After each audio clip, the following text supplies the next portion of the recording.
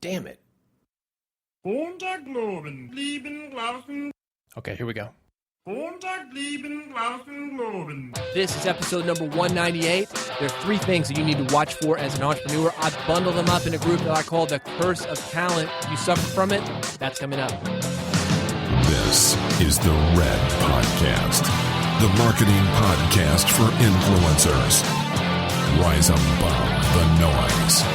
Expand your audience. Deliver impact. Here's your host, David Hooper. A few years ago, I was in the radio studio doing an interview with a guy who was right across from me. We're having a great conversation, really witty, really quick. And normally I'm pretty quick, pretty witty myself. Good with follow-up questions and just right on top of things when I'm doing an interview. But this situation was a little bit different. I found my head was kind of foggy. He would say something, and on one hand, my brain knew that there was some kind of great response or great follow-up question that I could ask him. But on the other hand, for some reason, it couldn't get out of my mouth. It was like everything was in a huge fog, like I was just trudging through sludge. My mouth and my brain were not working together. And the reason for that, because I had a cold, and I was on cold medicine. The same thing is happening right now. It's allergy season in Nashville, Tennessee. Crazy head cold. I've wanted to get in here for the last couple of days to do a new episode of Red Podcast, but my brain is just foggy right now. But then I thought of an inspiration. What would Rush Limbaugh do? For years, the guy was high on pills, on the radio, 5 days a week, 3 to 4 hours a day. If Rush Limbaugh can do it on OxyContin, damn it, I can do it on cold medicine. This is the Red Podcast. If you're a blogger, podcaster, speaker, marketer, nonfiction author, or entrepreneur, this is the podcast for you. I talk about book publishing, podcasting, speaking, and other marketing elements of your business that you must master to grow and engage your audience. That's what Red Podcast is. That's what it stands for. Reach, expand, and develop your audience. I show you how to take your idea, take your business, make a name for yourself, and make money. There was a time when I was moving around the country every couple of years. I would switch cities, and when you switch cities, there's some basic things that most people do.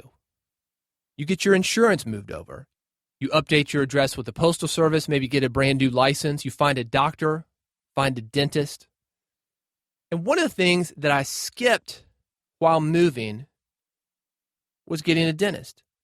And here's the reason why. It's not because I don't like the dentist. I love the dentist. But growing up, every 6 months I would go into my cleaning. They said, David, you got great teeth. No cavities. Looks like you're brushing. Looks like you're flossing. You're taking great care of them. See you in 6 months. So I kept hearing this over and over and over again. Finally decided to move back to Nashville, where I'm from. I was working in the music business at the time. So I moved back to Nashville. I'm going to go back to my old dentist, the guy that I used to go when I'd lived here before, only to find that the old dentist had sold his practice to a new guy. Going to see the new guy, can't stand him. Doesn't have a good bedside manner, don't like the assistant, don't like the receptionist. So I go in once, get my teeth cleaned, disappear. This is the first time in my life that I'd ever done that. But it didn't really matter, right? Because everybody told me, David, you've got great teeth. Thought I was good. About 4 or 5 years later, I start thinking, maybe I should go to the dentist. Maybe go find a new dentist. Got a great recommendation for a female dentist. My sister was going there. She said, no, you'll love this lady. Great bedside manner. Really cool. Does a great job. So I go see her. Everything my sister said about her was true. Great bedside manner. Super cool. Really sweet lady. Did a good job on my teeth. Except there were some problems. A few cavities coming in. Never had a cavity. Never had to have the drill go into my teeth. Take those things out. Fix them up. Fill them in.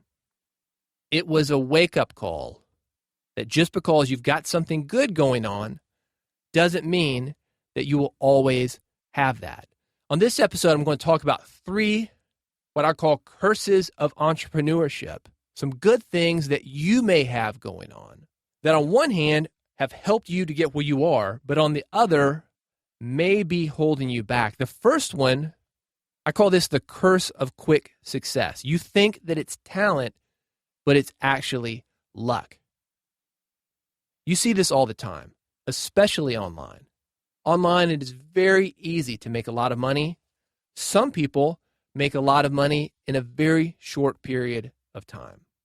And when this happens, it's easy to believe your own hype. It's easy to think that it's you and not just luck. I had this happen to me one time in the stock market. I'd been watching a company. They were going public. I was able to invest in them at $24 before you know it. And by that, I mean in about 24 hours, the thing's over $100. I think, hey, man, I've got the touch. I know what I'm doing in the stock market. It hasn't worked out for me like that since. I lost money on Facebook. Got in way too early, got out too early. It happened to me in real estate. My first house, I doubled my money. Second house, even in a hot market, lost about $100,000. Just because you do it once, just because you do it quickly, doesn't mean you're going to do it again. And if you have that quick success, it will come back and bite you in the ass if you don't account for it. I feel for these guys that have had the quick success, the guys that are online, the people with the podcasts, the blogs, the big social media followings. Because not only are they thinking, hey, yeah, this is me. I'm doing really well because of the value that I provide, or whatever they want to tell themselves.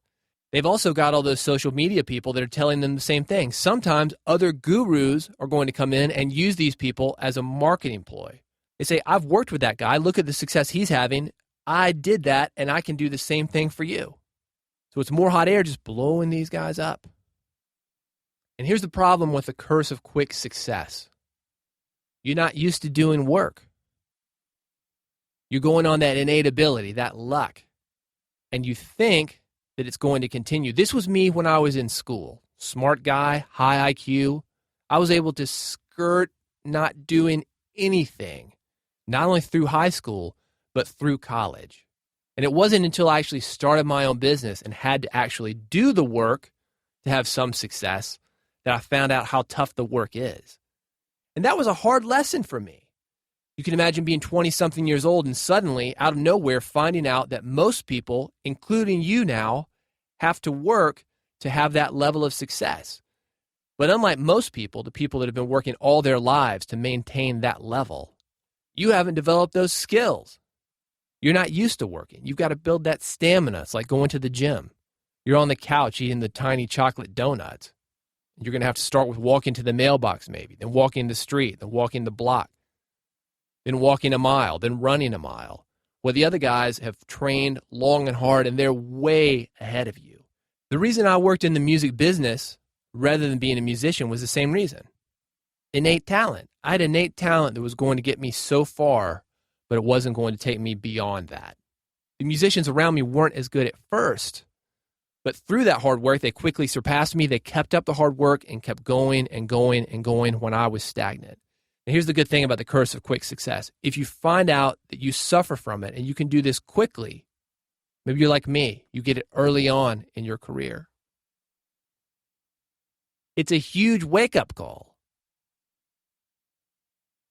This podcast has been around for 2 years. But before that, for 10 years, I did a commercial radio show. I'm still doing the commercial radio show.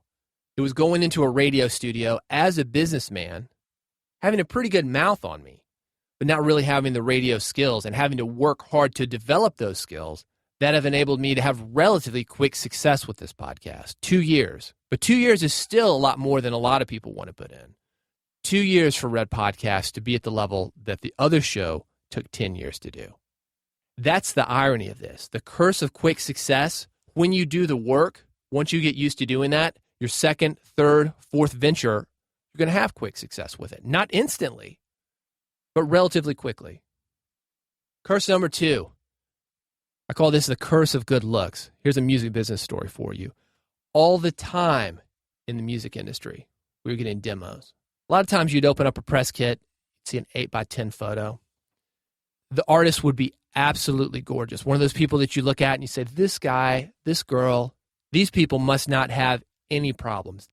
Sometimes knowing this bias, we think, oh, she must be a model, and we're not going to take her musical talent seriously. Here's how this is an issue with entrepreneurs. I had an extremely good-looking employee. She was actually a model. Had the contract, was doing assignments all the time, and that's one of the reasons that she was working for me, because as an entrepreneur myself, I let her have the free time that she needed to do modeling shoots. The curse was that she was almost too good-looking. A lot of people didn't take her seriously. I can't tell you how many people came up to me and they would say, wink, wink, yeah, I know why you hired her. She was actually an extremely hard worker, and it was one of those things that she was having to constantly battle against because she was stunning. Even when she would dress down, she's 6 feet tall, gorgeous. I think the good news is that people on the inside, they know.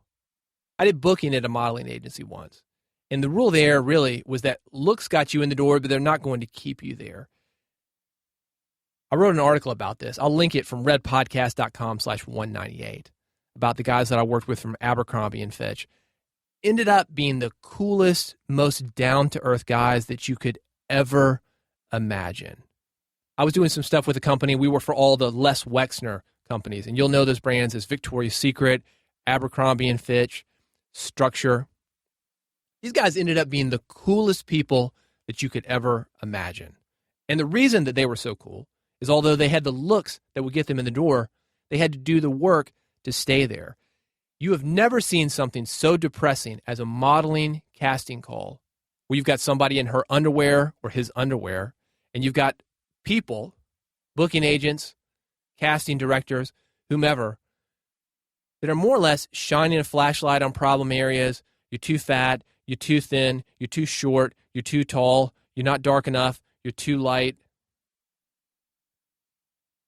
Completely depressing. And because of that, these guys were some of the most down-to-earth people. They were used to being criticized, had a really good self-esteem because of that. Plus, hell, let's admit it, they were good-looking. They could walk out of the modeling agency, even though they'd just been turned down. Anybody would want to be hanging out with them because they were so good-looking. The solution to this, whether you're extremely good-looking, you're hiring somebody good-looking, you're on the casting side, you just are trying to hang out with beautiful people, is to understand your bias. Once you understand the bias, it's not going to work against you quite so much. Lots of studies on this. Psychology Today. Look up looks within Psychology Today, and you will find this fascinating. Men think they're better looking than they are. Women don't think they're as good looking as they are. And it goes deeper than just looks. It gives you a lot of insight to the differences between male entrepreneurs and female entrepreneurs. Psychology Today, just go there and search for looks. You'll find all sorts of studies about that. The final curse that's hurting entrepreneurs, what I call the curse of a small town. Here in Nashville, working in the music industry, you go down to the Greyhound bus station, you're going to see guys hopping off the bus, every single one of them, with a guitar in hand. You got musicians coming to Nashville. If you're in New York City, you're going to see models. You're going to see people in the fashion business. You've got actors coming to L.A. And you see this within niches where people are big in their small town. You got the most beautiful girl in your high school. You've got the best guitarist at the local bar. You've got the best actor at the local theater. That works great when you're playing small, but is it going to work in a real competitive environment? How does the curse of small town work with entrepreneurs? You see this all the time within niches. If you go to conferences, you see celebrities at conferences, even if it's a small niche, even if there are not a whole lot of people there. If you go to the church board, where there's 12 guys on a church board, there's one guy there who's more popular than anybody else. Toastmasters meeting, one guy there who's more popular than everybody else. Any kind of committee, one guy there who's more popular than everybody else. He's the celebrity. Niches within niches within niches. And we stay in these small communities. We stay within these small committees, these niches, these towns, these organizations, thinking that we're the big fish. You've also heard this called the big fish in the small pond. And it doesn't work outside that small pond. The world is big, and we need to realize that. That's the solution, is that you need to leave your house, leave your niche, leave your comfort zone now. If you really want to play big, you've got to leave your comfort zone. Otherwise, the curse of the small town is going to get you. And you're never, ever going to get beyond it. Those musicians coming to Nashville, where do you think they go? A lot of them just go back to where they came from. It's their comfort zone. Then they blame something like the music industry. Oh, they're just not ready for my music. It's Nashville's fault. No, it's not. It's your fault. You couldn't compete. Everybody here is good. You're not that good. Go back to your small town. Same thing with models. Model shows up in New York City. Next thing you know, she's back in Chunky, Mississippi doing ads for the local department store. Couldn't hang in New York City. Actors coming to Los Angeles. That's why we have porn. People don't go to Los Angeles to try to get in porn. They're trying to do real acting. When you can't compete, you go to where the standards are lower. And the solution to that, raise your standards. Leave your house. Leave your niche. This is one of the reasons that I write about so many different industries. People say, oh, this has nothing to do with entrepreneurship, Dave. It has nothing to do with podcasting. It has nothing to do with the niche that you said it's about. But yeah, it has everything to do with the niche that I'm talking about. It seems like it has nothing, but it has everything. We learn by expanding our comfort zones, getting out of our niche, getting out of our house, going to those big markets. Hey, speaking of porn, the next episode, How to Be a Pimp. I was sent a book for review. I get a lot of reviews. And how can you not open up a book called How to Be a Motherfucking Pimp? It's got some great business lessons for you. That is on the next Red Podcast. Make sure you don't miss an episode. RedPodcast.com has one-click subscribe, whether you're on an iPhone, an Android device, whether you're getting your podcast via the web, RedPodcast.com, one click. Make sure you get every Red Podcast episode, including my next episode, How to Be a Motherfucking Pimp. If you got questions or comments, reach out to me at David Hooper on Twitter is the best way to do that. Thank you so much for building the Red community. I've got some great opportunities for you to build your business, grow your audience, and make impact. That's coming up. I'll see you on the next episode of the Red Podcast. You've been listening to Red Podcast, the marketing podcast for influencers. Never miss an episode. Subscribe now with your iPhone, Android, or via RSS at redpodcast.com.